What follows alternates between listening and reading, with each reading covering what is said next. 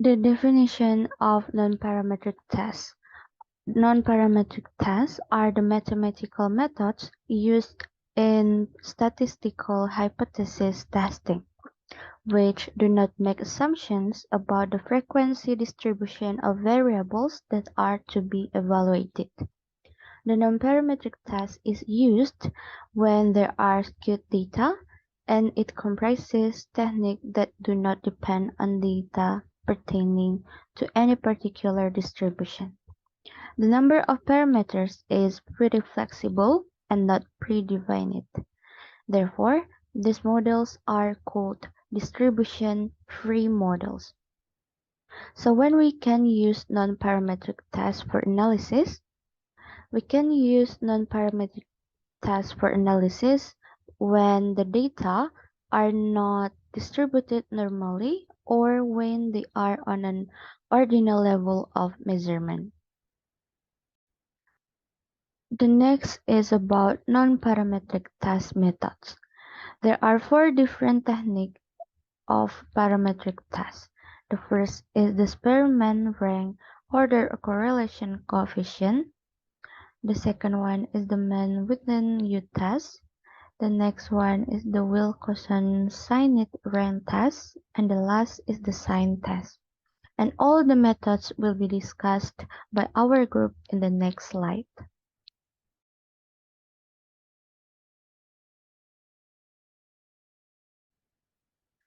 The first is Spearman rank order correlation coefficient. It compute from sample data provides an index of the strength of the relationship between two variables. Spearman rank order correlation coefficient is appropriate in the ordinal scale. There are some caveats to using the Spearman rank order correlation coefficient. It should be used when the relationship between the two variables is not linear. The second is the measurement and the observational are not met. It means that the variables are not interval or ratio measures, and observations do not come from the bivariate normal distribution. The third, the sample size are too small to establish an underlying distribution. And the last, the data naturally occur in the form of ranks. Those are something that you have to focus on when you want to apply the Spearman rank order correlation coefficient. As you can see on the screen that here is the formula of Spearman peak coefficient with this description. P stands for the Spearman rank order correlation coefficient. Then D is the difference between rank in each pair. N stands for the number of students for whom you have pairs of rank. And then there are sum, and the last there are constant. Now we move to the example of calculating Spearman rule. In the column 1, as you can see on the screen, that we can fill it with the name of the students. For the example, there are 10 students here. And then the second column is filled by the rank on the test A, then followed by a rank on the test B in the third column. The first column we will fill with the D or the difference between the two ranks. Then it must be multiplied by 2, and then you can start calculating all the data. And then as in the table in the last column, so the total of the data is 0.67. Now I will show you how to use the Spearman rank order correlation coefficient in SPSS. After you put the name of the variable view here, you can choose measure and then change to the ordinal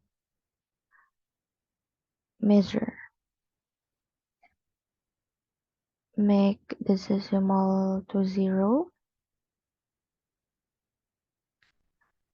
After all done, we choose the data view and put all the data here. After all the data is already here, now we choose analyze and then choose the correlate, choose the bivariate, and then put rank of the test A and rank of the test B in the table of variables. And then check the Spearman in the correlation coefficients to tilt flex significant correlations and then click OK. So here's the correlation. From the result of the Spearman rank order correlation coefficient showed that the row obtained is 0.667 and then the p-value is 0.050. At the significant level 0.05 in two-tailed testing with the number of students is 9 and then the row table is 0.700.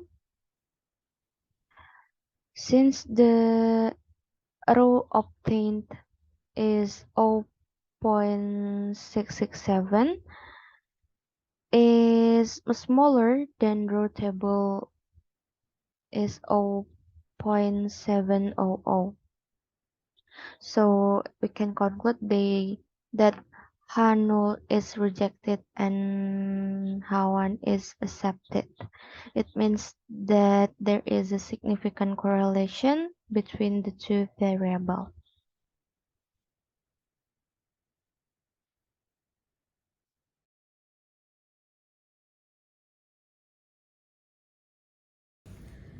The ManWhitney U test.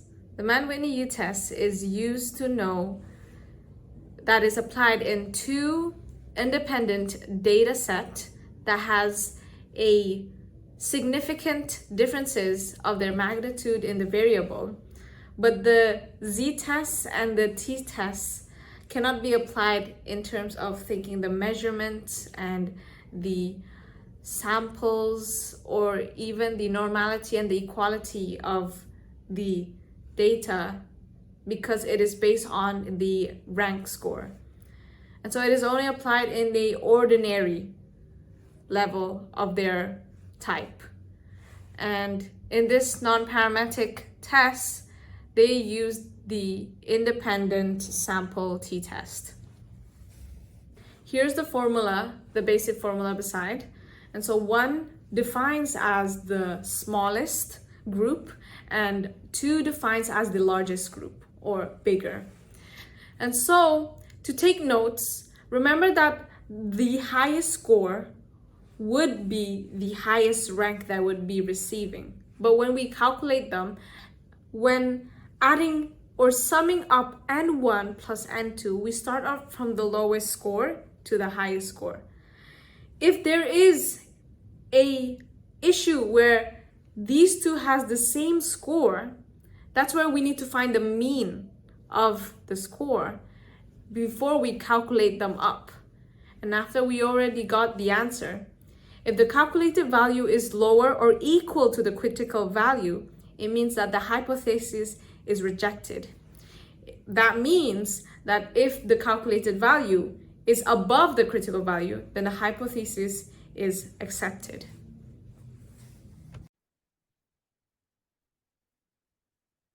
After we understand how to use and also the appliance of the ManWhitney U test, now we'll jump off to the practice and applying them in SPSS. So, for example, two groups of students are asked to grade the text they have read on a scale of a coherence from 0, in brackets totally incoherent, to 10, totally coherent. The researcher wishes to know whether there is any significant difference between the two sets of ratings at 5% level in a non-directional test.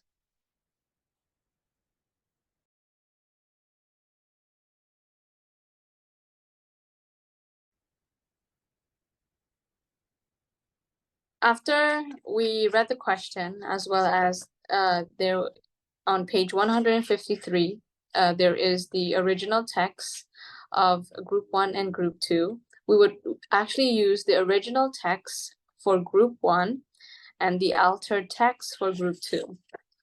So in using SPSS, remember that for group 1 and group 2, the measure should be ordinal or interval. So we change it to ordinal because it must be in a rank order. And we change the decimal as well into 0.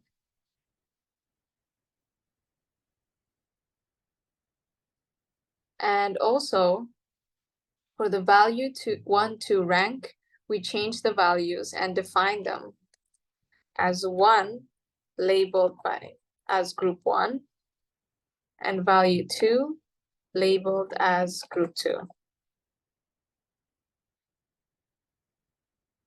And we go to the data view, and now we put group 1 and group 2's data. After we put group 1 and group 2's data, now, just as usual, we copy them as the combined one, and we have already labeled them as group 1. So we copy and paste and repeatedly do so, label them as group 2. Right, after we do this, now we jump into analyzing them. So we click in Analyze, Non-Parametric Test, Legacy Dialogues, and then 2 independent samples. From here, we put in the test variable list as group 1 and 2 rank. Then we put value 1 to rank in grouping variable. And then we define the groups, 1 as 1 and 2 as 2. We print them out. Now we see the results right here. So then we copy and paste this to our Word so that we can write the hypothesis. Now that we already copy paste the table, we can now answer the question itself. So we see here that the key point is this mean that we can highlight.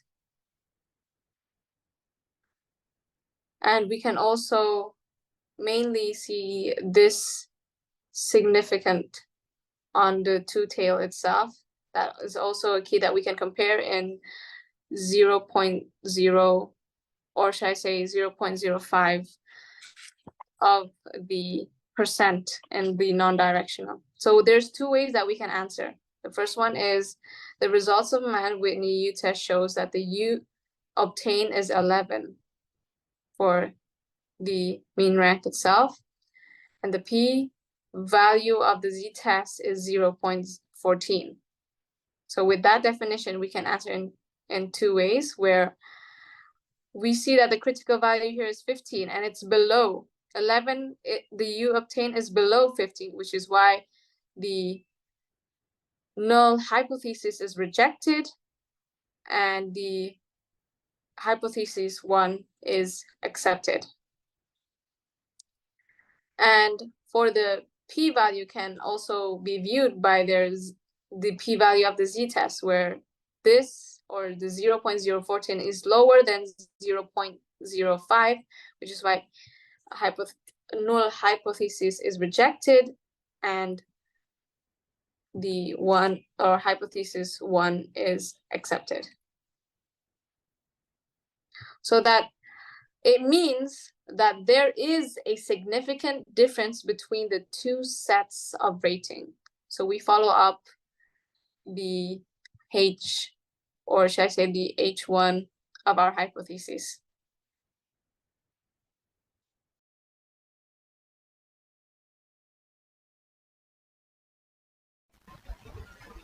Wilcoxon sign rank test. So Wilcoxon sign rank test is non-parametric equivalent of the parity test, similar to sign tests, but take into consideration the magnitude of difference among the pairs of values. So sign tests only consider the direction of difference but not the magnitude of differences. Here is the example. A group of 10 students is asked to translate 2 passages of English into French.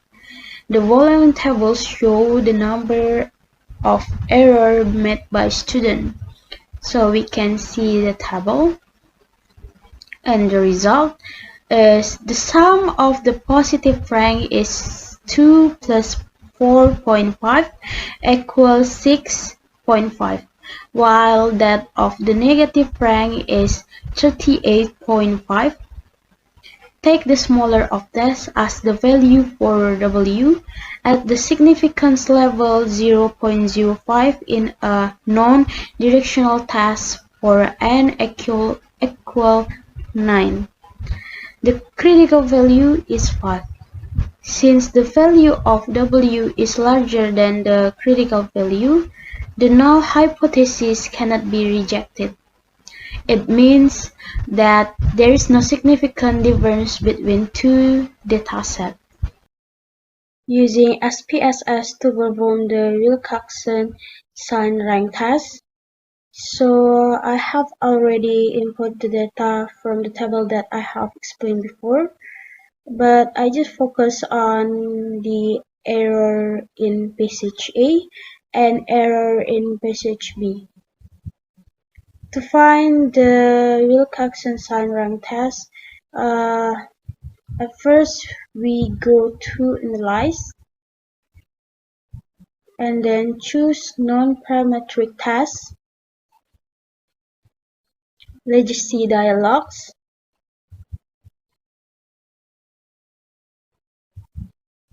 and Second Related Sample. So I have already add the variable into test pair, so you must add all the variable into the test pair. After that, tick Wilcoxon in test type. Okay, click OK. So this is the Wilcoxon sign rank test.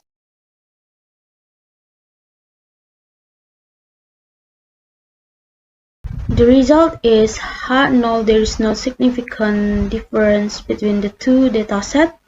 H1 there is a significant difference between the two datasets. The result of Wilcoxon sign rank test show that the sum of the positive rank is 6.5, while that of the negative rank is 38.5. So the value for W is the smaller one, and the p-value of z-test is 0.055.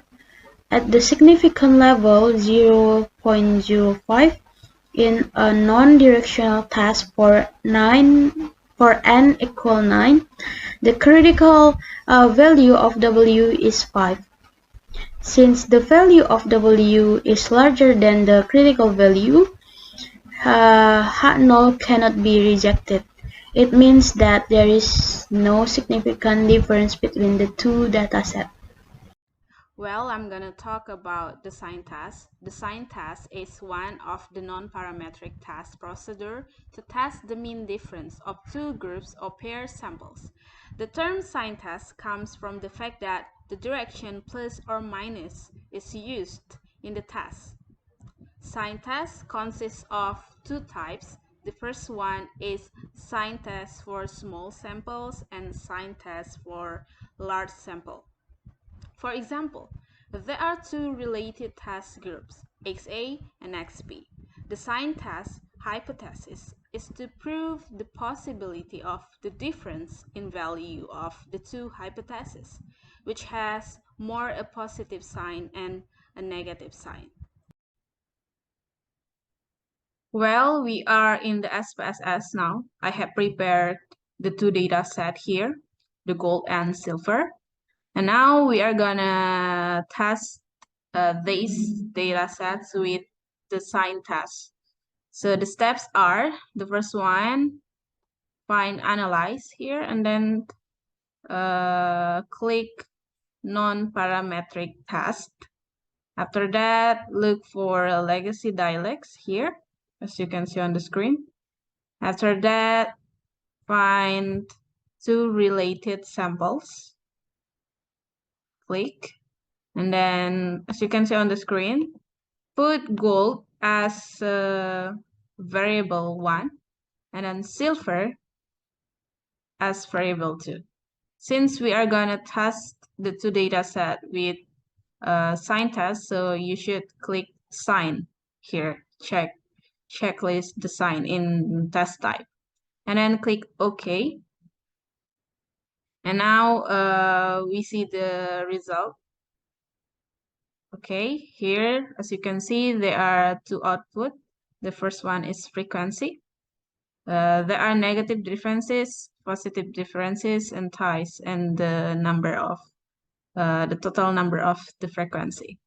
Negative differences is 6. It shows us that silver is small. The value of silver is smaller than the value of gold, and then positive differences is 3.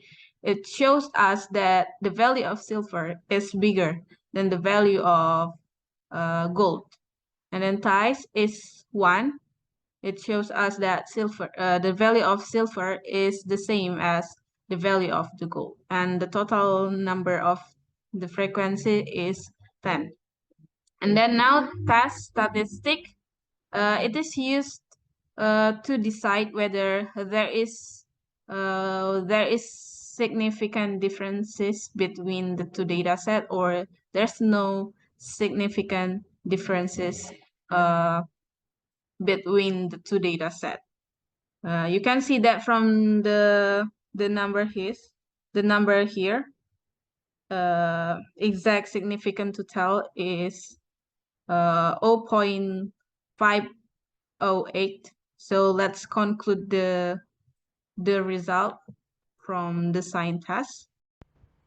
Well, let's conclude the result of the sign test. As you can see on the screen, the result of the sign test shows that there are 6 negative and then and 3 positive, and the ties is 1, and the number of total is 10. And then for the hypothesis, hypothesis O, there is no significant difference between the two data sets, and hypothesis 1, there is a significant difference between the two data sets. The result of the sign test shows that the p-value to tell is 0.508 is higher than 0.05. So hypothesis 0 is retained. It means that there is no significant difference between the two data sets.